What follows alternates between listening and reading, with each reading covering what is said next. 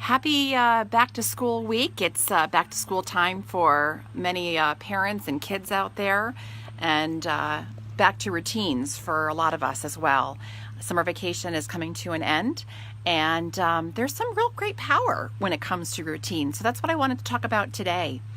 I work with a lot of clients who, back in June said to me, well, once school breaks and once summer gets here, it's going to be a lot easier for me to make changes because my schedule will be more flexible. But what they ended up finding was that it was actually a lot harder for them. We thrive on structure. We thrive on routine. You know, it's not just our toddlers and our kids that thrive on routine and structure. We as adults do too. So now that we are back into the first week of September, there is a lot more routine for many of us. It's a great opportunity to really take advantage of that routine and that structure and get refocused on yourself.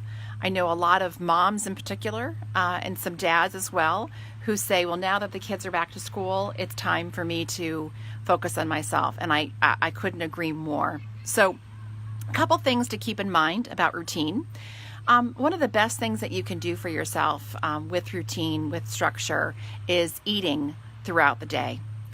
One of the biggest mistakes that I hear, I'll tell you, one of the very biggest mistakes that I hear from my clients is that they don't eat enough. I was just talking to somebody last night who said, I just don't get why the weight comes on. I hardly eat at all. Well, that's it. That's why. Our bodies need food in order for our metabolisms to burn. Otherwise, we store the food. So as you're getting back into a routine, get back into a routine of eating as well. Breakfast, you've heard it all your life. There's a reason for that. Breakfast is the most important meal of the day. So make sure, not about eating breakfast, a couple hours after you get up. Make sure you eat within the first hour of waking up. And as well as the other meals of the day. You've got breakfast, you've got lunch, and you've got dinner. But here's the other thing. It's really important that you eat snacks in between. You just don't want to go more than 3.5 hours between eating. So if you have a long time between breakfast and lunch, make sure you have that mid-morning snack. Lots of great options to choose from. I'm not going to go over those today, but you're welcome to reach out. I'm happy to share some suggestions. And same thing between lunchtime and dinner.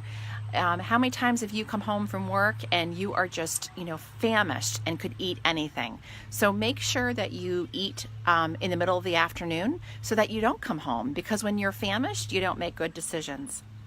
The other thing about routine, getting the power of routine, is about creating habits. So the more consistently that you take an action, that you do an action consistently and every single day, the more it becomes a habit. So the more that you get into the routine of eating that way, the better it's going to be for you. Of course, water. We all know water is really important as well. So get back into the routine of drinking water. And the easiest way to get your water in is when you eat. You're eating 6 times a day, drink 6 times a day. If you drink 10 ounces every time you eat, you've drank 60 ounces, and that your minimum is 64 ounces, so you're almost there. So make sure you get that water in. So routine, thrive on routine. I want to encourage you to reach out. This is a great time to refocus on yourself. Reach out for a coach consultation call. I'm happy to provide some tips.